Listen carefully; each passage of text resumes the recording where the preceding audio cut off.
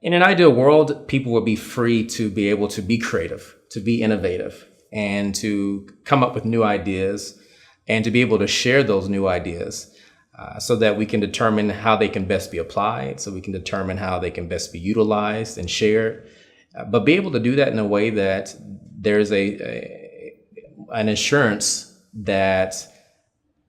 that information and that idea and that creativity is not going to be simply stolen by an individual or group that has greater means to do that. And so I think if we can get to the point to where people can be free to be creative, be free to be innovative without risk of being manipulated,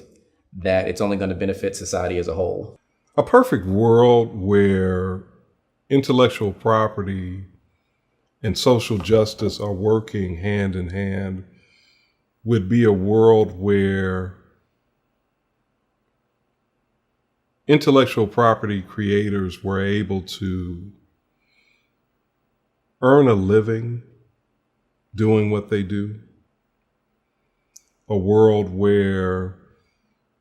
the laws and the legal processes and the business processes would be such that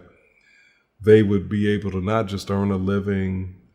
but be ensured that what they created was protected, where they would be able to be safe from exploitation.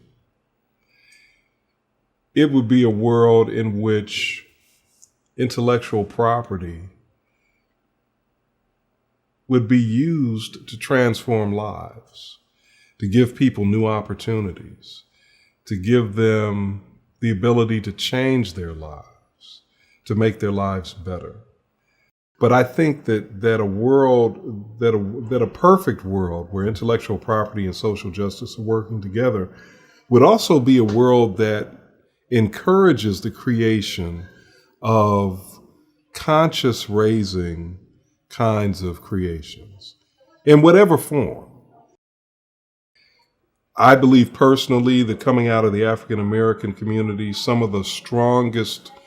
intellectual property in art has been consciousness raising, whether it's the African American spirituals that the slaves created, or jazz, or hip hop. And I think that we have seen that it can have that intellectual property, the Harlem Renaissance with the literature that was created during that time by great poets and writers. It has the ability to transform the world. It has the ability to change people's thought processes. So for me, that perfect world would encompass all of that, not just, economic reciprocity, if you will, but also consciousness raising and basically just encouraging people to think and do the right thing.